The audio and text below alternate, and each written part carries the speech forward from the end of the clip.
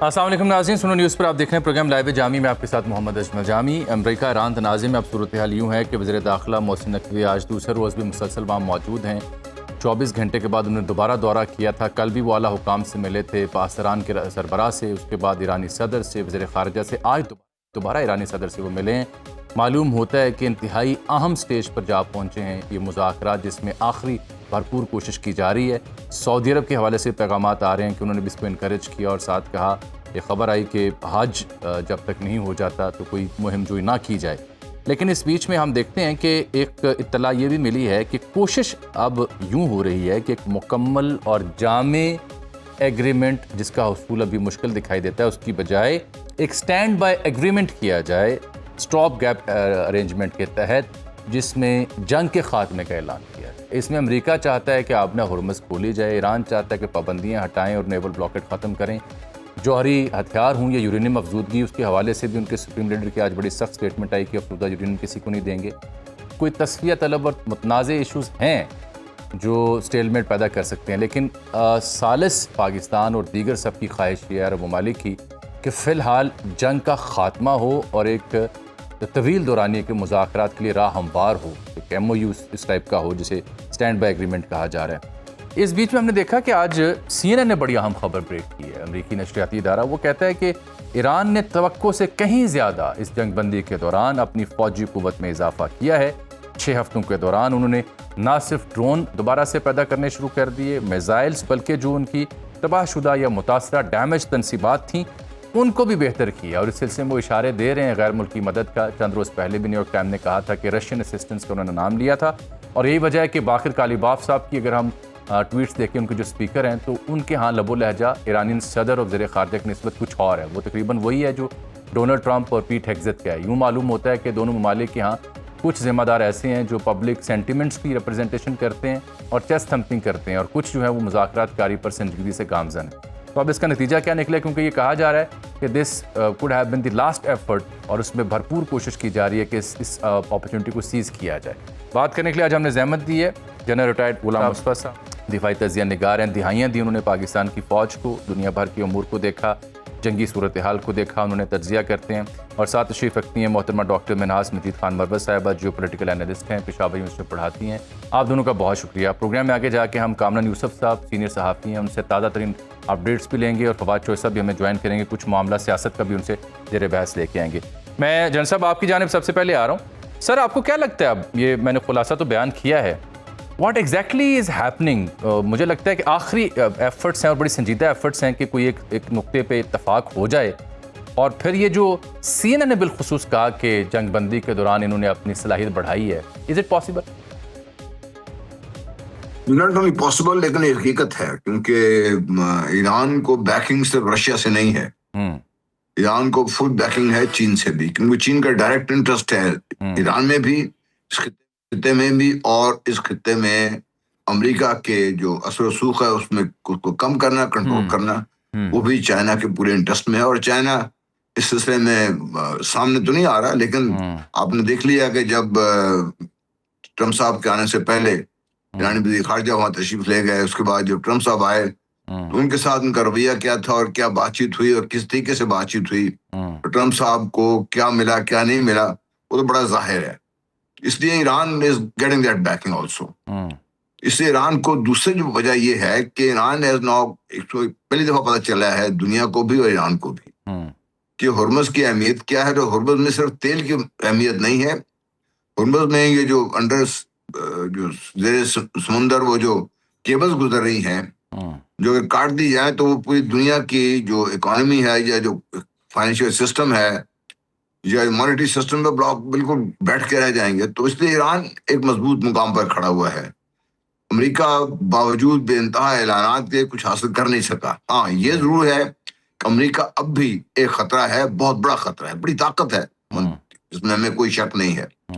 اور دوسرا جو اسرائیل ہے اس کو یہ پیس منظور نہیں ہے، کیونکہ اس کا جو سروائیول ہے اور جو کچھ وہ حاصل کرنا چاہ رہا ہے، جس طریقے سے غزہ میں اس نے ظلم و ستم کیا، جس طریقے سے بھی لبنان میں لگا ہوا ہے، اس کی کوشش یہ ہے کہ اسی ہنگامے میں ایران کو تو جو نقصان پہنچانا ہے وہ تو پہنچانا ہے، وہ لبنان کا بھی اتنا حصہ قبضے میں کر لے کہ نیکسٹ اسٹیج پر ان کو پھر جہاں بھی ان جانا چاہتے ہیں ان کے لیے پھر لانچنگ پیڈ صحیح مل جائے گا ان کو. ٹھیک. سی ایپ آلریڈی انہی کے لوگ بیٹھے ہوئے ہیں. جی جی. تو جنرل صاحب میں سمجھنا ہی چاہ رہا ہوں, میں ابھی سی این این کی رپورٹ بھی دیکھ رہا ہوں, وہ کہتے ہیں کہ 6 ماہ کے اندر انہوں نے ڈرون حملہ کرنے کی صلاحیت مکمل طور پر بحالی کے قریب لے گئے ہیں, اور جتنی بھی انٹیلیجنس کمیونٹی تھی اس کے اندازوں کو انہوں نے پیچھے چھوڑ دیا ہے, چاہے وہ بیلسٹک میزائل ہوں, ڈرون حملہ ہو یا فضائی دفاعی صلاحیت. اور چند روز پہلے نیو یارک ٹائمز نے کہا تھا کہ خدشہ اس بات کا ہے کہ اگر انہوں نے ایریل بمبارڈمنٹ کی تو کچھ جہاز اگر ایران گرانے کے جو قابل ہو گیا تو وہ بڑی امبیرسمنٹ ہوگی فار امریکن سسٹم. ڈیفینیٹلی یہ تو امبیرسمنٹ کیا ہوگی. امریکہ کا جو ایک دبدبہ تھا, ایک طاقت تھی, بار بار مجھے ٹرمپ ان کی بل کلنٹن صاحب کی بات جو ہے نا وہ میں دہرانا چاہتا ہوں کہ انہوں نے جب تبصرہ کیا تھا ٹرمپ صاحب کے سارے ایڈونچر پر, انہوں نے کہا تھا اوور ریچڈ اور انڈر پرفارمڈ. یہ ہے امریکہ کی صورتحال. اور دوسرا یہ کہ امریکہ جو ایک دنیا میں ایک اسٹریٹجک لیول پر ایک لیڈر تھا, اس نے وہ اپنی حیثیت کھو دی ہے ابھی. تو یہ سارا کچھ جو ہے یہ ایسے ایک دم تو نہیں ہو گیا نا. ایک جہاز کا کرنا, F-35 کو نقصان پہنچا دینا, جو so called the latest state of the art, اس سے بہتر جہاز ابھی تک نہیں دنیا میں دیکھا کوئی بھی. اور اس کے ساتھ ساتھ جس طریقے سے انہوں نے جو پورا دفاعی حصار بنایا ہوا تھا, امریکہ نے اسرائیل کے ساتھ مل کر, یو اے ای کے ساتھ مل کر, یو اے ای سے, قطر سے, بحرین, کویت لگا لیں, سعودی عربیہ لگا لیں, پیچھے یوردن تھا, وہ سارا پینیٹریٹ کر دیا ایران نے. اس کے بعد جو اسرائیل کا اپنا 4 layer anti missile system defence تھا, وہ سارا بھی وہ پینیٹریٹ کر کے نکل گئے آگے اس سے, اور باقاعدہ انہوں نے آئرن ڈوم کو پینیٹریٹ کر نقصان پہنچا دیا ان کو. اس لیے امریکہ بھی گھبرایا ہوا ہے, کیونکہ امریکہ کو خطرہ یہ ہے, بالکل ٹھیک, اگر یہ جنگ بڑھتی ہے تو امریکہ کے اپنے جو انٹرسٹ ہیں وہ ایک اشارہ دے آئے ہیں, وہ تائیوان کے بارے میں, دوسرے انٹرسٹ جو ہیں وہ امریکہ کو وہ خطرات بھی ظاہر ہیں.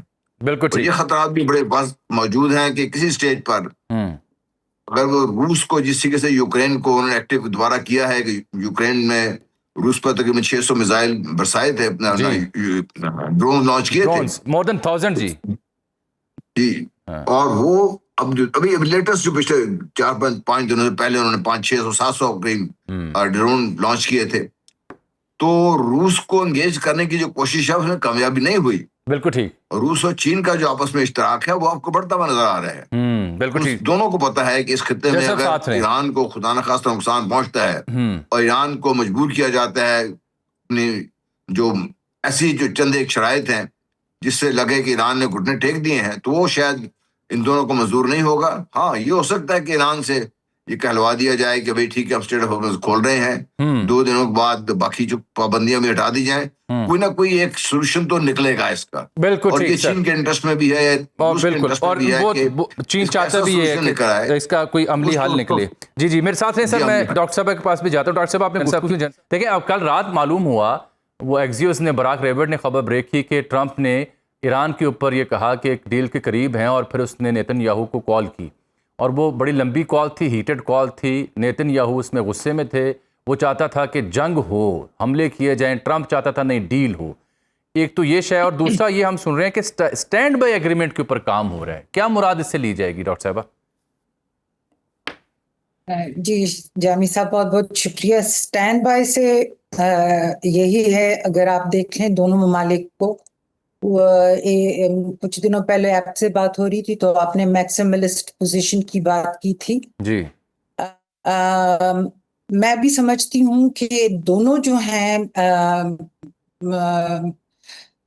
کا جو میکسیملسٹ اپروچ ہے وہ مذاکرات کو ابھی تک ناکام کر رہا ہے. جی. اور ابھی جو یہ بات ہو رہی ہے, دیکھیں میں نے اس دن بھی آپ کو کہا تھا کہ نہ امریکہ جو ہے وہ اس جنگ کو مزید برداشت کرنے کی اہلیت رکھتا ہے. یہ نہیں کہ اس کے پاس ہتھیار نہیں ہے, یا وہ ایک جوہری طاقت نہیں ہے, یا سپر پاور نہیں ہے, لیکن وہ اس کے اوپر ڈومیسٹک پریشر اتنا زیادہ ہے, خاص کر یہ نومبر کے جو الیکشنز آ رہے ہیں. پھر اگر ہم لوگ دیکھ لیں کہ جو آئل پرائسز ہیں وہ زیادہ ہو گئے ہیں. پھر کروڈ آئل کو اگر آپ دیکھتے ہیں تو 20% آلموسٹ $20 جو ہے وہ زیادہ ہو گئے ہیں اس جنگ سے پہلے سے. سو یہ ساری چیزیں ایک طرح سے ان کے اوپر پریشر ڈال رہی ہیں. پھر جو آپ کے یہاں پہ ان کے خطے میں جو اتحادی تھے وہ ایک ایک کر کے ان سے اس طرح سے علیحدہ ہو رہے ہیں کہ جس ملک کے اوپر وہ انحصار کر رہے تھے یو اے ای کے اوپر، وہ بھی ابھی پچھلے دنوں پریزیڈنٹ ٹرمپ نے خود کہا کہ یو اے ای اور باقی ممالک نے ان سے ریکویسٹ کی ہے کہ ایران کے اوپر اٹیک نہ کریں. سو ادھر ایران جو ہے امریکہ کے جو مطالبات ہیں ان کا کہہ رہے ہیں کہ مطلب امریکہ جو ہے صرف جوہری ہتھیاروں کے اوپر کو محدود کرنے کی بات نہیں کر رہے، یورینیم افزودگی کو مکمل طور پہ ختم کرنے کی بات کر رہے جو ان کا ایک خود مختار حق ہے. سو یہ میکسیملسٹ پوزیشن ہو جاتی ہے دونوں کی، اور اس کی وجہ سے یہ مذاکرات جو ہیں وہ ایک طرح سے یا رک جاتے ہیں یا آگے نہیں بڑھتے، ناکام ہو جاتے ہیں. ابھی آتے ہیں آپ کی سوال کی طرف. وہ یہ ہے جی کہ اگر آپ دیکھتے ہیں کہ 1 month کا جو پیریڈ ہے، سپوز اگر وہ 1 month، کیونکہ یہی ہم لوگ پڑھ رہے ہیں کہ تقریباً 30 دن ایک فائنل ایگریمنٹ نہیں ہوگا، لیکن 30 دن ایسے ہوں گے کہ اس میں یہ لوگ آپس میں بات چیت کریں گے، جس کا مطلب یہ ہوگا کہ جنگ یا اسکلیشن نہیں ہوگی. وہ اس لیے اگر آپ دیکھتے ہیں کہ جو خلیج کے جو 6 ممالک ہیں، جو مصر، جارڈن ہے، عراق ہے، وہاں پہ اگر ہم لوگ دیکھتے ہیں تو تقریباً 6 سے 8 ہزار تک کی اموات ہو چکی ہیں اور ہزاروں کی تعداد میں زخمی ہیں. اسی طرح ہم لوگ سعودی عربیہ کو اگر دیکھتے ہیں تو سعودی عربیہ بھی نہیں چاہتا کہ یہ جنگ آگے ختم نہ ہو اور آگے بڑھے، اسکلیشن اس میں ہو. پھر یورپین ممالک کی بات ہم لوگوں نے کی تھی کہ امریکہ ایک طرح سے بالکل اکیلا رہ گیا ہے اس جنگ میں سوائے اسرائیل کے، اور اسرائیل کی ابھی آپ نے بات کی کہ وہ کسی طور پہ نہیں مان رہے ہیں کہ یہ جنگ ختم ہو. لیکن پریزیڈنٹ ٹرمپ اور ریپبلکن پارٹی کے اوپر اتنا پریشر ہے ڈومیسٹیکلی بھی، اور اگر ہم لوگ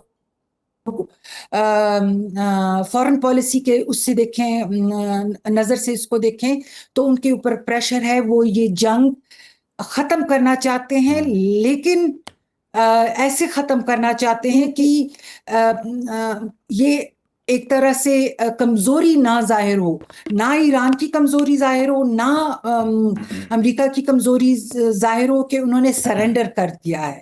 سو اس لیے وہ بھی چاہتے ہیں، امریکہ بھی چاہتا ہے کہ بات چیت ہو. ایران بالکل ٹھیک. میں آپ کو سن بھی نہیں پا رہا، آپ سے دوبارہ کمیونیکیٹ کرتے ہیں تاکہ رابطہ بحال ہو سکے. ڈاکٹر صاحب میرے ساتھ ہیں، ڈاکٹر صاحب میرے ساتھ رہے گا، میرے ساتھ رہے گا. جنرل صاحب اگر آپ مجھے سن پا رہے ہیں، ڈاکٹر صاحب کی آواز ہم تک نہیں پہنچ پا رہی. صاحب یہ میں نے دیکھا آج رائٹرز نے خبر دی ہے کہ جو سپریم لیڈر ہیں مجتبیٰ خامنہ ای صاحب، انہوں نے یہ کہا ہے کہ enriched uranium must stay in Iran. یہ تو گویا انہوں نے سرخ لکیر کھینچ دی اگر سپریم لیڈر نے حکم دے دیا. حالانکہ سب سے بڑا مسئلہ یہ ہے، وہ امریکہ چاہتا ہے کہ جی واپس ہم لے کے جائیں گے. روس نے بھی آفر کی، وہ بھی نہیں مانی. اور ایک پرپوزل یہ تھا کہ 25 سال تک یہ اس کو مزید افزودہ نہ کریں، اس کی تخفیف روک دیں. یہ جو تازہ سٹیٹمنٹ، اس کو دیکھ کے آپ کو کیا لگتا ہے، will it be the most concerning point in these negotiations؟ جی میرا خیال ہے بات چیت یہیں پہ آ کے اڑ جائے گی الٹیمیٹلی، کہ جو انریچڈ یورینیم ہے اس کا ہم کیا کریں. اس کے 2 ایشوز ہیں. ایک تو یہ کہ اس کو اور بڑی تھوڑی دیر لگے گی اور یہ it will reach the level جہاں پہ اس میں نیوکلر ویپن بنائے جا سکتے ہیں. دوسرا یہ ہے کہ یہ بذات خود ایک انریچڈ یورینیم جس کی بات کریں اراؤنڈ 450 سم kgs، یہ خود بھی ایک بڑی مالیت میں ہے اس کی. اور یہ اس کی اہمیت یہ ہے کہ اگر امریکہ اس کو حاصل کر لے تو وہ پھر جو امریکہ یورپینز وغیرہ کو سب سپلائی کر رہا ہے یہ پاور وغیرہ کے لیے، ان کو فائدہ ہوگا اس کا. اور روس کو اس لیے دینا چاہتے کہ امریکہ روس کی ادارہ اس پہ نہیں چاہتا یہ. لیکن ہیونگ سیڈ دیٹ، دیکھیے ایک احمد نژاد کا بیان ہے، ہم شور آپ نے پڑھا ہوگا جامی، انہوں نے کہا تھا اگر یہ بم اچھا ہے تو پھر ایران کو کیوں نہیں دینے دے، اگر یہ خراب ہے تو امریکہ کے پاس کیوں ہے. بالکل بالکل بالکل. تو ایک ایسی ہم جگہ پہ آ کے کھڑے ہوئے ہیں جہاں پر ایک سوورن حق ہے کسی ملک کا، दूसरा एक बड़ी ताकत है जो आप इस पे मुस्तरक नहीं होगी इसमें, लेकिन हमें इसके बाद मेरा ख्याल है कि ये इस पोजीशन से आगे आएंगे, और ये हार्ड लाइन पोजीशन जो है ये टू बिगिन विद, जैसा अभी बात कर रही थी डॉक्टर साहबा भी, वो बिगिन विद उस पे खड़े इसलिए हैं कि वो चाहते हैं कि उनकी सैंक्शन लिफ्ट हों, क्योंकि 47 साल से सैंक्शन है उसके पास। यूएन से लिफ्ट कराई जाए, अमेरिका ने लगाई वो लिफ्ट कराई जाए, और जो उनका पैसा फ्रीज किया हुआ वो दिया जाएगा पैसा वापस। अगर ये बातें तय हो जाएं तो स्ट्रेट हॉर्मुज़ भी खुल जाएगा मेरा ख्याल है। अमेरिका, एक और चीज यहाँ मैं बता दूं, देखिए जंग अगर एक चलती रहे नहज पर तो किसी नतीजे पे पहुंच सकते हैं आप किसी को, लेकिन आप बीच में रोक के उसको दोबारा जब आपने करना तो फिर आप उससे ज्यादा एफर्ट लगानी पड़ती है वहां पे जाने के लिए, वो लग भी रही है। और दूसरी बात यह है कि अब स्टेज वो आ गई है कि अब ये अमेरिका इजराइल के कंट्रोल में जंग नहीं रही, मेरा अपना रीडिंग ये है। अब ये जंग डिक्टेट कर रही है, जंगी हालात डिक्टेट कर रहे हैं क्या करना है इसको। अभी डॉक्टर साहब कह रही थी सऊदी अरेबिया ने तो यहाँ तक कहा है, अपने साथी दूसरी रियासतें हैं, आइए मिलकर हम ईरान के साथ मुआहदा करें और नो वार पैक्ट करें इसमें। यहाँ पर भी स्पॉइलर का रोल प्ले किया था इजराइल ने, आपको याद हो जब सऊदी क्राउन प्रिंस ने बात की प्रेसिडेंट से यूएई के, तो इमीडिएटली वो इनकी जो सीक्रेट था वो लीक आउट हो गया कि भाई ये नेतन्याहू और उनकी टीम पहुंची है, आई हुई थी यहाँ पे यूएई में, और जितना यूएई इनकार करता गया उतने और डिटेल्स बताते गए। तो मतलब ये है कि उनका एक मकसद है यहाँ पर, और यूएई खुद मैं समझता हूँ कि अपने आप को इस जगह पे फंसा के बैठ गया हुआ है कि यूएई के लिए मसाइल तो है उसके लिए, लेकिन जो अमेरिका चाहता है कि मुकम्मल किसी तरीके से घुटने टेक दिए जाए। अमेरिका देखिए इतना कुछ करने के बाद अमेरिका सिर्फ एक फेस सेविंग लेके वापस जाना नहीं चाहता, वो जो मकसद है उसका बड़ा मकसद है, उसका कुछ हिस्सा तो हासिल करे ना वो, बिल्कुल, वरना वो क्या कहेगा जाके अपने लोगों को, अब जंग बंद भी हो जाए यहाँ पर तो क्या कहेगा लोगों, मैंने क्या अचीव किया इसमें। और उल्टा ये हुआ कि ईरान की अहमियत जो है वो दुनिया के सामने खुल के आ गई है, और ईरान ने अपने आप को पहली दफा साबित किया है। और उनके तो स्पीकर ने तो ये भी कहा था जिस तरीके से चीन के सदन जो बात की कि ये हालात तब्दील हो रहे हैं, ताकत का तवाज़ुन तब्दील हो रहा है, तो उन्होंने कहा था कि 70 दिन की जंग में ईरान ने इस प्रोसेस को बहुत तेज कर दिया है। और ये वो इशू है जो इस वक्त अमेरिका उसके स्ट्रेटेजिक प्लान्स को लेकर बैठा हुआ है कि ये ऊंट अब उनकी तरफ नहीं बैठने वाला, ऊंट इस कल बैठेगा कि ताकत का तवाज़ुन अब साउथ और ईस्टर्न पावर्स के पास आ जाएगा। बिल्कुल ठीक। डॉक्टर साहब, ये इसराइल का जब मैंने जिक्र किया तो ये स्पॉइलर के सामने आता है, चाहे वो इराकी सरजमीन से सऊदीया पर रिसेंट ड्रोन हमले हों या उससे पहले यूएई के ऊपर हों, यानी कल की फोन कॉल के बाद भी साबित हो रहा है कि they want war, they want two ways war. तो ये क्या जीसीसी कंट्रीज को, अमेरिका को और तमाम सालिसियों को इस बात के लिए नहीं होगा कि स्पॉयलर्स क्या हैं और वो क्या इसमें एक्शन ले सकते हैं? देखिए जी, ये फिर वही बात आ जाती है रियल पॉलिटिक की। एक तो मैं कहूंगी कि वो जाती है, दूसरे कि आप की अमेरिका में लॉबीज जो हैं कितनी स्ट्रांग है, और इजराइल लॉबी जो है वो बहुत ज्यादा स्ट्रांग है। अमेरिका में हर अमेरिकी सदर इंतखाबात के दौरान उनके सपोर्ट पे डिपेंडेंट रहता है कि क्योंकि वो सारी फंडिंग जो इलेक्शन कैंपेन है उसकी फंडिंग सारी ये जूइश लॉबी करती है। सो वो तो वहीं पे है, फैक्ट है जो जिसको हम लोग डिनाई नहीं कर सकते हैं। इवन अगर आप मीरशाइमर को या वो उनके साथ स्टीव वॉल्ट्स को देखें तो उन्होंने इसके ऊपर बाकायदा किताब लिखी हुई है कि कितनी स्ट्रांग है जूइश लॉबी। लेकिन इसके साथ साथ आप वो जो मजहबी या वो रिलीजियस उसमें लेंस से अगर हम लोग देखें तो इजराइल को आप देखें कि जब 1948 में ये क्रिएट हुआ था, बहुत पतला सा एक स्ट्रिप सी थी। अभी इजराइल कितना एक्सपेंड हो गया है, खासकर ये जो 60s के बाद की इसने जितनी भी वॉर्स लड़ी हैं। अब लेबनान है, उसके बाद फिर शाम भी इसी तरह इसका वो बनेगा। मतलब वो एक्सपेंशनिस्ट डिजाइन्स हैं, क्योंकि वो लोग कहते हैं कि ये इजराइल के जो پہلے اسرائیل تھا گریٹر اسرائیل، ہم نے اس کو اسی شکل میں واپس لانا ہے. اور خاص کر جب ہم لوگ آپ نتنیاہو کی ہسٹری بھی پڑھیں تو وہ خود بہت سٹانچ زائنسٹ ہیں جو اس آئیڈیا اور آئیڈیالوجی پہ بلیو کرتے ہیں کہ اسرائیل کو ہولی لینڈ بننا ہے، اسی وسعت وہ دینی ہے جو اس کی پہلے تھی. اس کے ساتھ ساتھ پھر وہی بات آ جاتی ہے کہ انٹرنیشنل جو ایکٹرز ہیں، امریکہ کو یہ پتا ہے لیکن وہی ہو جاتا ہے کہ آپ کی میجورٹی کیا ہے کانگریس میں، کون کس طرح سے کسی ووٹ کو. ابھی پریزیڈنٹ کے وار ایکٹ ہے، سپریم کورٹ نے یو ایس کے ان کو ایک طرح سے یہ ریز کیا تھا کہ وار کہ جو اناؤنس کرنے کی جو طاقت ہے اس کو محدود کیا جائے یا وہ نہیں کر سکتے ہیں، لیکن ٹرمپ بائی پاس کر رہے ہیں کیونکہ ان کو پتہ ہے کہ کانگریس میں اس وقت ریپبلکنز کی میجورٹی ہے. پھر اسی طرح ہم لوگ باقی ممالک کو دیکھتے ہیں. آپ کو یہاں پہ میں یو اے ای کی مثال دوں گی کہ جب یو اے ای نے جی سی سی کو چھوڑ کے علیحدگی اختیار کر لی تھی، اسرائیل کا بعض جو نیوز چینلز تھے یا پلیٹ فارمز تھے وہ کہہ رہے تھے کہ نیتنیاہو نے وزٹ کیا ہے، کچھ کہہ رہے تھے کہ ان کے ایک سینئر منسٹر یا فارن منسٹر نے وزٹ کیا ہے. اچھا، یو اے ای نے اس کی نہ کنفرمیشن کی، نہ اس کو خبر کو ویریفائی کیا، کچھ بھی نہیں کیا، لیکن اسرائیل کے میڈیا نے بتایا کہ انہوں نے ریسنٹلی یو اے ای کو وزٹ کیا ہے.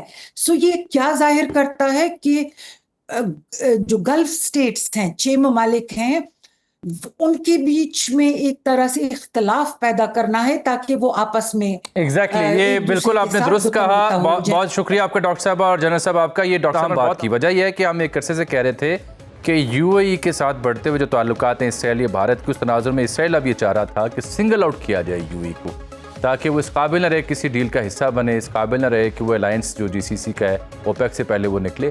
ویل پلانڈ ایفرٹ تھی، لیکن کل پرسوں خبر ہے کہ یو اے نے خاموش رابطہ کاری کے ذریعے پاکستان سے رجوع کرنے کا فیصلہ کیا، which is again very important development. اس صورتحال پر نظر رہے گی کیونکہ ابھی نقوی صاحب بدستور تہران میں موجود ہیں. ایک چھوٹی سی بریک اور پھر کہ تہران میں معاملہ پھنسا کہاں ہے اور کچھ ذکر ملکی سیاست. پروگرام میں خوش آمدید. تو لیٹسٹ سینیریو جاننے کے لیے، سمجھنے کے لیے آج ہم نے رابطہ کیا جناب کامران یوسف صاحب سے، سینئر جرنلسٹ ہیں، اور بالخصوص ایران امریکہ تنازع میں ان کی جو کوریج تھی، جرنلزم تھی، رپورٹنگ تھی، وہ آپ سب نے دیکھی. It was simply incredible Pakistan کی اگر بات کی جائے. اور اب کامران یوسف صاحب یہ فرما رہے ہیں کہ اسٹینڈ بائی ایگریمنٹ کے اوپر بات ہو رہی ہے، کیونکہ میں نے عرض کیا تھا اپنے انٹروڈکشن میں کہ جو اسلام آباد سے مجھے خبر ملی اور تہران سے جو سمجھ میں آئی کہ اس کی جانب اشارہ کر رہے ہیں کامران صاحب کے اسٹینڈ بائی ایگریمنٹ، یعنی مکمل طور پر تمام جو ڈسپیوٹڈ ایشوز ہیں ان کا حل فوری تو اگر نہ ملے تو ایٹ لیسٹ ایک اسٹاپ گیٹ ایگریمنٹ ضرور ہو جائے کہ جنگ کے خاتمے کا اعلان ہو، اور باقی جو تصفیہ طلب معاملات ان کے اوپر پھر آگے بات چیت ہوتی رہے اور اس سے ایک اعتماد کی فضا بھی بحال ہو جائے گی. نقوی صاحب چونکہ تہران میں دوسرے دن آج بھی ان کی مسلسل اعلیٰ قیادت سے ملاقات ہو رہی ہے. کچھ عربی چینلز کل سے یہ بات نشر کر رہے تھے کہ پاکستان کی عسکری قیادت بھی تہران جا سکتے ہیں، تو اس لیے ہم نے کامران صاحب کو زحمت دی. کامران صاحب، what exactly is the latest? اب پہلے دورہ کیا 3 دن کا، 24 گھنٹے بعد دوبارہ تہران پہنچے نقوی صاحب، اس کا مطلب ہے some thing serious is happening over there, development بہت سیریس ہو رہی ہے. بالکل، آئی تھنک اس میں کوئی شک نہیں ہے، نہ صرف سیریس ہے but there is a sense of urgency کہ اس معاملے کو کسی طریقے سے نپٹایا جائے، کیونکہ بے شک سیز فائر اپنی جگہ پہ قائم ہے، لیکن جو ایک غیر یقینی کی صورتحال ہے وہ ابھی بھی موجود ہے کہ دوبارہ کسی وقت بھی جنگ چھڑ سکتی ہے. تو پاکستان کی along with other جو ریجنل کنٹریز ہیں، یہ کوشش ہے کہ یہ جو غیر یقینی کسی صورتحال ہے اس کو ختم کیا جائے. اب اس کو ختم کرنے کے لیے یہ جو عارضی جنگ بندی ہے اس کو پرماننٹ جنگ بندی میں کنورٹ کرنا ہے، اور وہ کیسے ممکن ہوگی؟ پچھلے کئی عرصے سے آپ کو پتا ہے کہ جب سے یہ جنگ بندی ہوئی اس کے بعد سیریز آف جو پروپوزلز ہیں امریکہ اور ایران کے درمیان بایا پاکستان ایکسچینج ہوئے، لیکن بدقسمتی کے ساتھ دونوں جو فریقین یعنی کہ امریکہ اور ایران، ان کی پوزیشنز میں اتنا فرق ہے کہ ابھی تک وہ کسی کامن گراؤنڈ پر نہیں پہنچ پائے. تو اس ساری صورتحال سے نکلنے کے لیے میرا خیال ہے پاکستان along with سعودی عرب اور قطر نیمز جو سرٹن کنٹریز ہیں، ایک ایسے حل کی طرف وہ جانے کی کوشش کر رہے ہیں کہ کم از کم یہ جو انسرٹنٹی ہے وہ ختم ہو، اور اگر جیسے آپ نے ذکر بھی کیا ایک اسٹینڈ بائی ایگریمنٹ کا یا ایک لیٹر آف انٹینٹ جو امریکی صدر ٹرمپ جس کی بات کر رہے ہیں کہ بھلے اس موقع کے اوپر امیڈیٹلی تمام ایشوز کے اوپر کوئی معاہدہ نہیں بھی ہوتا تو کم از کم ایک ایسا ڈاکیومنٹ سامنے آ جائے جس کے تحت دونوں جو ملک ہیں امریکہ اور ایران اس جنگ کو فارملی کلوز کر دیں اور اس کے بعد پھر بات چیت جو آگے بڑھے. تو اسی لیے یہ جو فلری آف وزٹس ہیں ود ان آئی تھنک 5 دن کے اندر جو پاکستان کے وزیر داخلہ محسن نقوی وہاں پر گئے ہیں اور آپ نے ذکر کیا عسکری قیادت کی ممکنہ وزٹ کا بھی, آئی تھنک وہ اس کے ساتھ مشروط ہے کہ اگر ان ملاقاتوں میں کوئی اس طرح کی پیش رفت ہوتی ہے کہ کوئی ٹینجیبل آؤٹ کم نکل سکتا ہے تو دین آپ اس امکان کو رد نہیں کر سکتے کہ پاکستان کی عسکری جو قیادت ہے وہ بھی تہران پہنچ جائے. یعنی آپ کہنا یہ چاہ رہے ہیں کہ کوئی اگر ممکنہ حل کی جانب سنجیدہ پیش رفت ہوتی ہے, کوئی بیئر منیمم ایگریمنٹ ہوتا ہے تو دین ہم دیکھیں گے کہ پاکستانی عسکری قیادت بھی تہران پہنچے گی اور پھر وہاں سے اناؤنسمنٹ ہوگی. دیکھیں اس کے تو obviously I am not privy to the جو بھی کلاسیفائڈ جو ڈیولپمنٹس ہیں جو چیز ہو رہی ہیں اس کے اوپر تو ہم اسپیکولیٹ نہیں کر سکتے, بٹ ممکنہ طور پر آئی تھنک کہ اگر تو کوئی اتفاق ہو جاتا ہے یعنی کہ جس کا لیٹر آف انٹینٹ کی بات کر رہے ہیں یا ایم او یو کی بات کر رہے ہیں, کیا اس کے لیے باقاعدہ طور پر دونوں فریقین کو جس طرح اسلام آباد میں میٹنگ ہوئی تھی ملنا پڑے گا یا پھر پاکستان کے ذریعے ہی یہ ممکن ہے کہ ہو سکتا ہے کہ ایک جوائنٹ اسٹیٹمنٹ آپ جسے کہہ لیں جس میں دونوں فریق اگری کرتے ہیں کہ یہ چیزیں جو ہیں اس پر ہم نے اتفاق کیا ہے اور یہ ٹائم فریم ہم نے سیٹ کیا ہے اور مذاکرات جو اگلے جو باقی معاملات ہیں وہ عید کے بعد یا جب بھی اس میں ان ٹائم فریمز کے مطابق وہ بات چیت ہوگی. تو اگر تو اس کے حوالے سے کوئی انڈرسٹینڈنگ ہو جاتی ہے تو یہ آپشن موجود ہے کہ ہو سکتا ہے کہ ایک جو مشترکہ اعلامیہ ہے جوائنٹ اسٹیٹمنٹ سائملٹینیسلی وہ تہران کی طرف سے اور واشنگٹن کی طرف سے بھی سامنے آ جائے, یا جو ماضی میں ایک پریکٹس رہی ہے جس طرح پاکستان کے پرائم منسٹر نے ایک لیڈ لی جیسے سیز فائر کا جب اعلان ہوا تھا کہ وہ پہلے انڈرسٹینڈنگ تھی لیکن کہا یہ گیا کہ پاکستان کی طرف سے انیشیٹ کیا جائے گا اور اس پر دونوں جو فریقین ہیں وہ لبیک کہہ دیں گے. تو یہ بھی ممکن ہے کہ ہو سکتا ہے کہ مذاکرات کے نتیجے میں اس طرح کی وہ بات ہو جائے اور دونوں اس کو پھر وہ انڈورس کر دیں. کامران صاحب ایک امپورٹنٹ نقطہ یہ ہے کہ چونکہ اس پوری کوریج کے دوران واقعی آپ درست کہہ رہے ہیں کہ کامن گراؤنڈ نہیں نکل پا رہا دونوں کے بیچ, تنازع اس قدر وسیع ہے, کانفلکٹ ایسا ہے, تو بیئر منیمم وہ کون سا ایسا گراؤنڈ یا ایسا دو نقطے یا ایک نقطہ ہو سکتا ہے جہاں پہ یہ کنکلوڈ ہو کے ایک سٹاپ گیپ ایگریمنٹ کی شکل اختیار کرے؟ دیکھیں جو امریکہ کا اگر آپ دیکھیں امریکی صدر ٹرمپ مسلسل یہ کہہ رہے ہیں کہ وہ کبھی بھی ایران کو جوہری ہتھیار بنانے کی اجازت نہیں دیں گے. آئی تھنک ان کا یہ نمبر 1 ایشو ہے اور جو اس وقت جو سب سے بڑا ایشو ہے ایک تو جو 60% جو سٹاک پائل ایران کے پاس موجود ہے اس کا کیا کرنا ہے. آئی تھنک وہ ایک ایسا نقطہ ہے جس پر ایران جو ہے وہ ابھی اس نے کلیئر کوئی بات نہیں کی. یہ باتیں ہوتی رہی ہیں کہ کسی تھرڈ کنٹری کو دے دیں, امریکہ تو کہتا ہے کہ آپ ہمارے حوالے کر دیں, وہ میرے خیال میں ان کے لیے قابل قبول نہیں ہے. آج ایک اور جو خبر رائٹرز نے دی ذرائع سے کہ جو ایران کے سپریم لیڈر مجتبیٰ خامنہئی ہیں انہوں نے یہ کہا ہے کہ یہ جو 60% سٹاک پائل ہے یہ ایران میں ہی رہے گا. اب یہ بڑی انٹرسٹنگ ڈیولپمنٹ اگر تو ایسا ہے اس کا مطلب ہے کہ ایران پہلے کے مقابلے میں اپنی جو پوزیشن ہے اس کو ہارڈن کر رہا ہے. بٹ اس میں انٹرسٹنگ فیکٹ یہ ہے, میں امریکی میڈیا کو دیکھ رہا تھا وہاں پر وہ کوٹ کر رہے تھے ان افراد کو جو اس سارے پروسیس میں انوالو ہیں, انہوں نے اس خبر کو جھوٹا قرار دیا. انہوں نے کہا کہ نہیں جو ہماری بات چیت ایران سے ہو رہی ہے اس طرح کی کوئی بات نہیں ہے. تو یہ کلیئرٹی نہیں ہے. تو ایک تو یہ نمبر 1 آئی تھنک یہ جو نیوکلیئر پروگرام ہے اس میں شاید یہ سٹاک پائل والا, اور دوسرا اس بات پر تو ایران اگری ہے کہ جی ہم جوہری ہتھیار نہیں بناتے, پبلکلی ان کی یہ پوزیشن ہے. جو عام نقطہ ہے اس میں ہے کہ ایران کیونکہ این پی ٹی کا ممبر ہے اور این پی ٹی آپ کو الاؤ کرتا ہے کہ آپ سویلین پرپزز کے لیے آپ یورینیم انریچ کر سکتے ہیں. لیکن امریکہ یہاں پر یہ کہتا ہے کہ نہیں آپ 20 سال کے لیے اس پہ پابندی لگا دیں, موریٹوریم. اب جو ایران ہے وہ سمجھتا ہے کہ یہ ان کے نیشنل انٹرسٹ کے خلاف ہے. اگر وہ سمجھوتا کریں گے کہ دیکھیں وہ تو کہتے ہیں کہ ہم نیوکلیئر ویپنز نہیں بنا رہے اور پھر آپ ہمیں اپنے سویلین پرپزز کے لیے بھی یورینیم انریچ نہیں کرنے دیتے, تو یہ ہمارے لیے بہت بڑا اس کو ڈومیسٹکلی سیل کرنا مشکل ہوگا. تو یہ بھی ایک نقطہ ہے جس پر اس طریقے سے بات آگے نہیں بڑھ رہی. پھر لیٹلی جو یہ اسٹریٹ آف ہرمز والا معاملہ ہے یہ ایک بڑا اسٹمبلنگ بلاک بن گیا ہے. ایران کہتا ہے کہ ہمارا اس کے اوپر سوورن رائٹ ہے. انہوں نے ایک اتھارٹی بھی بنا دی ہے, زون قائم کر دیا. جی اور اس میں اب سرویلنس کے لیے وہ, اور یہ نہ صرف امریکہ بلکہ آئی تھنک ریجن کے جو باقی ممالک ہیں, گلف ہے, پاکستان بھی اس میں شامل ہے, چین, یہ کسی کو بھی ایکسیپٹیبل نہیں ہے کہ کوئی اس طریقے کا ارینجمنٹ ہو. کامران صاحب ایک انتہائی مختصر نقطہ جہاں پہ آپ نے سیزن میں بڑی بڑی اہم سٹوریز کو بریک بھی کیا. I think one of the most important story that came from your handle is about U A E. کیونکہ میں تو ایک عرصے سے یو اے ای, اسرائیل اور انڈیا کے جو معاملات تھے اس کو ہائی لائٹ کر کے ڈسکس کر رہا تھا. But you came up something very exclusive कि यूएई ने रुजू किया पाकिस्तान. हाउ कम, ये कैसे मुमकिन हुआ? देखें, एक तो सबसे पहले इसमें क्लैरिटी बहुत जरूरी है कि जहां तक पाकिस्तान का सरकारी जो वर्जन है, नैरेटिव है, उन्होंने कभी भी नहीं कहा कि हमारे यूएई के साथ ताल्लुकात खराब हैं. जो हमने $3.5 बिलियन वापस भी किया, हमने कहा कि ये एक रूटीन की ट्रांजैक्शन है. जी जी. But fact of the matter is के मेरे ख्याल में वो हुकूमत की अपनी मजबूरियों और मेरे ख्याल में उनकी एक मैच्योर और राइट अप्रोच है. ये फैक्ट है कि ईरान अमेरिका जंग से पहले भी और ईरान अमेरिका जंग के बाद यूएई और पाकिस्तान के ताल्लुकात खराब हुए हैं. और उसकी एक बहुत बड़ी वजह ये थी कि यूएई का ना सिर्फ पाकिस्तान को भी छोड़ दें, बाकी जो गल्फ कंट्रीज हैं उसके साथ भी उनका इसलिए तनाज़ा चल रहा है कि उनका जो एक जियो पोलिटिकल व्यू है वो बड़ा मुख्तलिफ है. वो शायद इसराइल के साथ ज्यादा अलाइन कर रहे हैं और फिर वो पाकिस्तान जो मीडिएशन करवा रहा था उसके हक में भी नहीं थे. But I think of late they understand, जो मेरी अपनी अंडरस्टैंडिंग है कि थोड़ी सी रियलाइजेशन उनको हुई है कि एक तरफ ईरान के साथ उनके ताल्लुकात तो खराब है ही हैं, गल्फ कंट्रीज के साथ भी मामला ठीक नहीं चल रहे हैं उनके, फिर पाकिस्तान जैसा मुल्क जो एक बड़ा की प्लेयर बन के उभरा है, आप उसके साथ भी ताल्लुकात खराब करेंगे तो चीजें ठीक नहीं होंगी. तो जो मेरी अपनी जो इन्फॉर्मेशन है कि एक रीच आउट हुई है कि चीजों को थोड़ा सा कूल ऑफ किया जाए, और उसमें अगर आप एक क्विकली जो एक चेंज आया है, पहले जो अमेरिकी सदर ट्रंप ने जो अपना कॉल ऑफ किया था सो कॉल ट्यूसडे अटैक हमले करना, तो उसमें उन्होंने यूएई का भी नाम लिया है. अच्छा, यूएई इससे पहले ये बात नहीं करता था. ये क्लियर इंडिकेशन है कि यूएई इसमें कुछ चेंज आई है. ये बड़ा अच्छा एविडेंस आपने दिया है. बहुत शुक्रिया कामरान नुसरत. एक ब्रेक और नाज़रीन के बाद जो सब आज हमारे पास प्रोग्राम में तशरीफ ले ही आए हैं, उनसे भी बात होगी. प्रोग्राम में एक बार फिर से खुश आमदीद. जंग की वजह से हम बिल्कुल मुल्की सियासत उस तरह से बात नहीं कर सके, लेकिन अब सियासत में एक और अंगड़ाई हम देख रहे हैं. दो मुख्तलिफ उसके पैमाने हैं. कभी 28वीं तरमीम का जिक्र सुनते हैं, कभी अडयाला में सूरत हाल बनती है, सुहेल अफरीदी बाहर निकलते हैं, और इस बीच में जो नेशनल डायलॉग कमेटी है, फवाद चौधरी साहब और दीगर, वो भी मंजर आम पर आते हैं, नया मुतालबा और नई एक सजेशन भी पेश करते हैं. तो इसलिए हमने आज फवाद चौधरी साहब से रब्ता किया, उनसे बात हो सके. चौधरी साहब बहुत शुक्रिया. सर जी, ये 28वीं तरमीम के बारे में आप कह रहे हैं कि अगर आ जाए तो पाकिस्तान के हक़ में बहुत बेहतर होगा, कैसे, ये तो समझाएं. क्योंकि not only the government in power, peoples party के जो मुख्तलिफ लोग हैं वो तो इसके बड़े मुखालिफ हैं इंटरनली भी और पब्लिकली भी इसके ऊपर ढके छुपे अल्फाज में बात करते हैं.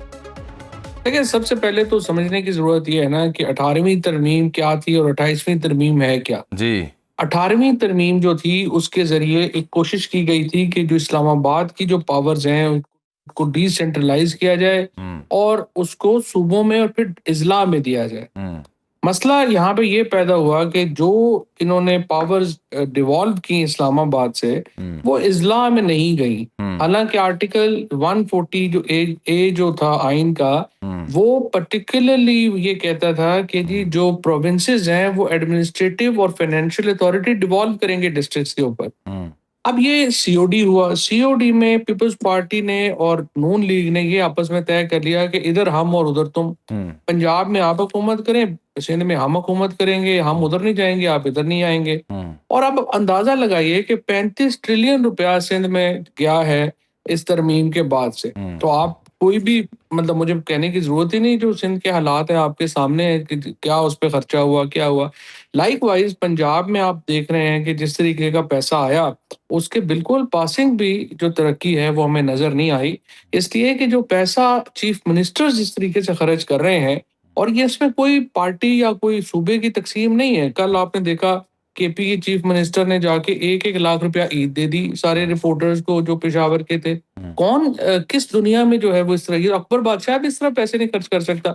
मरियम नवाज साहबा तशरीफ लेगी, उन्होंने अपने लिए 11 अरब का जहाज खरीद लिया, कोई पूछने वाले ही नहीं है. तो ये देखें, जो डेवोल्यूशन है वो होनी चाहिए. जो 18वीं तरमीम का मकसद था वो नहीं हुई. 28वीं तरमीम के बारे में ज़ाहिर मुसवदा हमारे सामने नहीं है, लेकिन जो चीजें सामने आ रही हैं वो ये है कि आप इस डेवोल्यूशन को यकीनी बनाएंगे और उसके साथ साथ आप फेडरल टेरिटरीज में इजाफा कर रहे हैं, जो बहुत ही इंपॉर्टेंट है. जब तक आप गवादर को, आप जो फाटा है उसको, और किसी हद तक कराची को आप नहीं लाते फेडरल टेरिटरी में, वहां पे देखें एक हद से आगे वो नहीं जा सकता मुआशी एतबार से. जैसा जब आप डेवोल्यूशन की बात करते हैं तो डेवोल्यूशन तो उसका आइडियल ये था कि लोकल बॉडीज़ को एम्पावर करते, लेकिन इन दोनों पार्टियों ने अपने अपने अदवार में, और बिलखुसूस पीटीआई ने भी इस पे कोई काम नहीं किया. असल काम तो वो था कि वहाँ से फंड्स जाते नीचे तक, मुकामी सतह तक जाते. नहीं, 100% आपकी बात सही है और आप के सामने है کہ جب یہ پی ٹی آئی کی جب بزدار صاحب کو وزیر اعلیٰ بنایا تو سب سے پہلے میں نے خان صاحب سے یہ کہا کہ اس سے نہیں صوبہ چل سکتا ہے اتنے میڈیوکر آدمی سے. آپ یہ مہربانی کریں کہ ہم یہاں پہ لوکل گورنمنٹ لے آئیں, اور اس پہ میٹنگیں ہوئی. پہلے انہوں نے پھر اپنا ہمیں کہا, پھر اسد عمر صاحب بیچ میں آئے, پھر خسرو بختیار بیچ میں آئے, لیکن ہم لوگ جو ہے وہ ڈیوالو نہیں کر سکے کیونکہ بیوروکریسی یہ نہیں ہونے دیتی کہ پاور جو ہیں وہ اور چلی جائیں. ابھی بھی آپ دیکھیں نا, فیڈرل گورنمنٹ کے رولز آف بزنس میں وزیر کی کوئی حیثیت اور اہمیت ہے. پروونشل گورنمنٹس میں چیف منسٹر اپنے اختیار تو اپنے وزیروں کے ساتھ نہیں شیئر کرتے, وہ آپ کے خیال میں ڈسٹرکٹس کے ساتھ شیئر کریں گے. لہٰذا میرے خیال کے اندر سب پروونسز بننا کوئی بری بات نہیں ہے, اور اگر آپ نے پنجاب اور سندھ کو انٹیکٹ رکھنا ہے, صوبوں کو انٹیکٹ رکھنا ہے, آپ انٹیکٹ بھی رکھ لیں, ان کے اوپر گورنر ایک لگا دیں, لیکن آپ جو سب پروونس اس میں بنائیں, اور آپ جو چیف منسٹرز ہیں وہ 3-4 جو 17 بنانے ہیں یا جتنے بھی. صاحب میرا ذاتی خیال یہ ہے کہ آپ شہر اقتدار میں چونکہ بیٹھے ہیں, میں لاہور میں ہوں, میرا ذاتی خیال یہ ہے کہ شہر اقتدار میں یا دیگر آس پاس کے شہروں میں اصل بات صوبوں کی نہ صرف نظم و نسق بہتر کرنا ہے, بلکہ شاید بیک آف دی مائنڈ یہ سوچ بھی پائی جاتی ہے کہ نئی قیادت بھی ابھرے گی نئے صوبے بننے سے, اور 2 بڑے جو خاندان ہیں, موروثیت ہے, اس کا فطری طور پر خاتمہ ہو سکے گا. کیا یہی ایک سوچ ہے اس کے پیچھے کار فرما, اور آپ اس سے ایگری کرتے ہیں؟ دیکھیں میری بات سنیے, اس سوچ میں کیا غلط ہے؟ اگر یہ سوچ ہے تو یہ تو بڑی مثبت سوچ ہے, اور اس کو انکریج کرنا چاہیے, زیادہ لیڈرز جو ہے ان کو بننے کا موقع دینا چاہیے. لیکن جو طریقہ میں یہ کہہ رہا ہوں کہ اگر آپ کو سندھ سے ریزسٹنس ہے کہ نئے پروونس نہیں بنانے چاہیے, یا آپ کو کسی اور صوبے سے ریزسٹنس ہے, آپ صوبہ چھوڑ دیں, آپ سب پروونس بنا دیں. آپ جو صوبے ہیں ان کے نیچے جو اسمبلیاں 3-4 اسمبلیاں کر دیں, 3-4 وزیر اعلیٰ کر دیں, گورنر ایک کر دیں, تاکہ آپ کا جو سمبولک ہیڈ ہے وہ ایک ہو جائے گا. آپ سب پروونسز بنا لیں گے, آپ کو یہ بھی نہیں ایشو ہوگا کہ جی فلانا نیشنلسٹ یہ کہہ رہا ہے, فلانا یہ کہہ رہا ہے. آپ انٹیکٹ بھی رکھ لیں گے, آپ اختیار بھی تقسیم کر دیں گے, اور اس کے نتیجے میں دیکھیں نئی لیڈرشپ ابھر ہی نہیں سکتی, because the kind of money now Sharif and Zardari has, کوئی اور مقابلہ نہیں کر سکتا فی الحال. ان کے پاس پیسے اتنا زیادہ آ گیا ہے. آپ نے دیکھا ہی ہے, مریم بی بی 3 دن میں 3 تو برکن بیگ لے کے وہ گھومتی ہیں, اور دا کائنڈ آف ان کی جو گھڑیاں ہیں اور جو چیزیں, انہیں سے آپ اندازہ لگا لیں کہ اپنا کوئی پاکستان کے اندر there will be very few people جو کہ اس قسم کی دولت کا, اس قسم کے انفلوئنس کا, اور پھر فرینکلی انہوں نے ایک طویل عرصے سے ان کو معلوم ہے کہ کو کیسے کھلانا ہے. تو 30-40 سال سے یہ دونوں فیملیز کھلا رہی ہیں ان کو, اللہ خیر سال. چوہے صاحب یہ دیکھیے, نئے صوبوں کے اوپر ایک اعتراض تو یہی ہوتا ہے نا کہ پہلے ہی خزانہ خالی ہے, بجٹ ڈیفیسٹ ہے, GDP کا بڑا غرق ہوا پڑا ہے, انویسٹمنٹ آ نہیں رہی. نئے صوبے آپ بنائیں گے, نئی اسمبلیاں, نئے سیکٹریٹ, نئے پورٹ فولیوز, کتوں آئے گا روپیہ سر؟ نہیں یہ باتیں کچھ بھی نہیں ہے اتنا, یہ اس میں کوئی خرچہ نہیں ہوتا, اتنا میجر خرچہ تھوڑی ہے. آپ فار ایگزامپل ابھی پنجاب دیکھیں, ہندوستان میں انہوں نے 3 بنا دیے, ہریانہ بنا دیا, اس میں ہماچل بنا دیا, اور انہوں نے اس کا کیپٹل سٹی بھی ایک کر دیا ہے. جو اپنا ہے آپ کا چندی گڑھ, وہ ہریانہ کا بھی کیپٹل ہے, وہ پنجاب کا بھی کیپٹل ہے. تو وہ دیکھو پیسے بچائیے, تو بدنیتی ہے نا.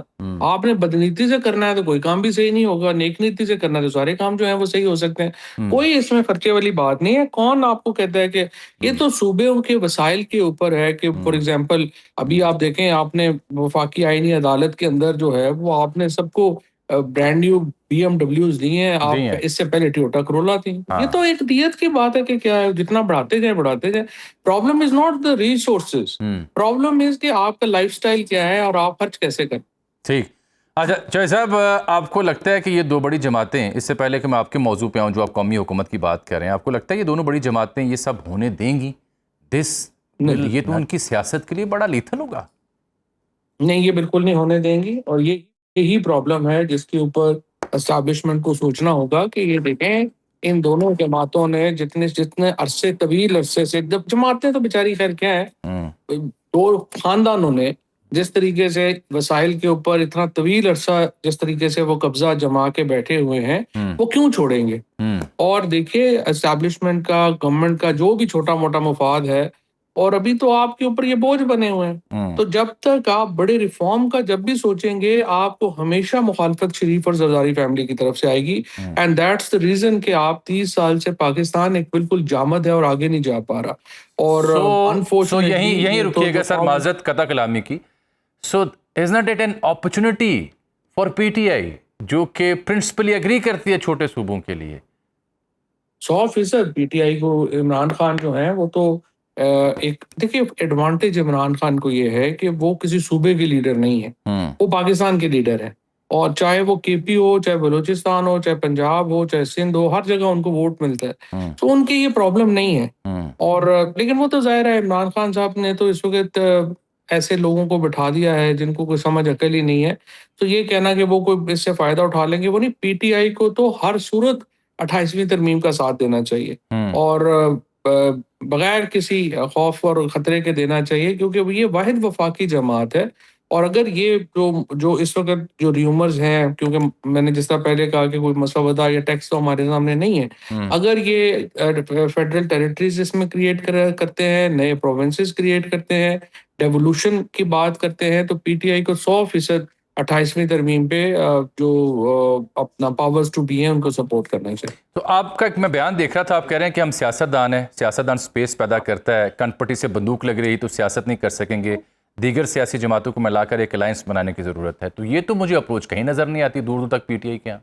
وہ تو مولانا کو قائل نہیں کر یہ سکتے. تو دیکھیں جامی صاحب، میں جب آخری سب تو سال ہو گیا تقریباً جولائی اگست سپٹمبر میں خان صاحب سے جو آخری ملاقات ہوئی تھی، اس میں نے ان کو یہ کہا تھا کہ جب تک ایک گرینڈ اپوزیشن الائنس نہیں بنے گا اور وہ الائنس آگے گفتگو نہیں کرے گا حکومت سے، اسٹیبلشمنٹ سے، اسپیس نہیں کریٹ ہو سکتی. اور باقی کوئی اگر لڑنا ہی ہے تو پھر لڑنا تو پھر دیکھیں ان کو بہتر آتا ہے، وہ ساری عمر ٹرین ہے اس کام کے لیے وہاں. تو ہم تو لڑ کے تو نہیں آپ اسپیس کریٹ کر سکتے. آپ نے کوئی اپنی جو ہے وہ دماغی طور کے اوپر کوئی ترتیب بنا کے، کوئی اسٹریٹجی بنا کے ہی اپنے لیے اسپیس کریٹ کرنی ہے. تو وہ ایک دو میٹنگز میری اور ہو جاتی تو ڈیفینیٹلی وہ اس پہ کنونس ہو جاتے. لیکن یہاں پہ تو پھر آپ کو پتہ ہی ہے کہ اس وقت تو حکومت اور عمران خان اور اسٹیبلشمنٹ میں ایک ہی کنسنسس ہوا ہے، اور وہ یہ ہوا ہے کہ پی ٹی آئی نہیں ہونی چاہیے. لہٰذا انہوں نے وہ سارے جو ہیں وہ نو بڈیز کو P T I they the. Last but not the least, آپ ایک بار پھر کہہ رہے ہیں این ڈی سی کے پلیٹ فارم پہ کہ قومی حکومت. صاحب کیسے قومی حکومت؟ کون ہے آپ کے ساتھ اس مشورے میں؟ اس وقت تو سب اچھا ہے، آپ انٹرنیشنل ڈائنامکس میں بہت اچھی فریمنگ آپ کی جا رہی ہے عسکری اور سیاسی قیادت کی. Why to have a national government? یہ انٹرنیشنل ڈائنامکس تو اچھے ہیں، اس میں تو کوئی شبہ نہیں، لیکن وہ ٹرانسلیٹ تو نہیں ہو رہے نا. دیکھیں پرویز مشرف صاحب کی کامیابی یہ نہیں تھی کہ وہاں پہ انہوں نے جو ہے وہ انٹرنیشنلی وہ کوئی بش نے بلا لیا تھا انہیں تو وہاں چلے گئے تھے. ان کی سب سے بڑی کامیابی یہ تھی کہ انہوں نے پیرس کلب سے اپنے جو قرضے تھے ان کو ری شیڈیول کروا لیا تھا 20 سال کے. بالکل ٹھیک. اور اس کے بعد پاکستان میں اکنامک بوم آیا تھا. ابھی تو میں نے تمام جو حکومت میں بھی فرینکلی جو سینئر منسٹرز ہیں، میں نے ان سے پوچھا کہ بھائی آپ اتنی امپورٹنٹ ہے، آپ آئی ایم ایف سے اور آپ نے امریکہ سے نہیں کہا، آپ نے چین سے نہیں کہا کہ ہمیں ری شیڈیول کرا کے دیں قرضے، تو آپ کیا اور مانگ رہے ہیں ان سے؟ تو انہوں نے نہیں مانگا، ابھی تک تو کچھ بھی نہیں پاکستان کو ملا. تو دیکھیے پاکستان کو اگر تو ری شیڈیولنگ ملتی ہے، کوئی اکانومی بہتر ہوتی ہے تو آپ کچھ عرصہ اور چل لیں گے. لیکن جس قسم کی صورتحال اب بن گئی ہے نا، یہ پاکستان بالکل دہانے پہ ہے، اور کوئی بھی چیز یہاں پہ کچھ بھی خراب ہو گیا واپسی بڑی مشکل ہو جائے گی. چلیں جو صاحب، یہ جو آپ کی این ڈی سی والا پلیٹ فارم ہے، اس کی جو ایفرٹس اور قومی حکومت ہے، یہ میرے خیال اگلی نشست تک اٹھا رکھتے ہیں. بڑے عرصے بعد آپ آج دستیاب ہوئے تو مختصر وقت میں یہی گفتگو ممکن تھی. آپ وقت کا ناظرین، اگلے پروگرام تک لیے مجھے اجازت دیجیے. اللہ حافظ.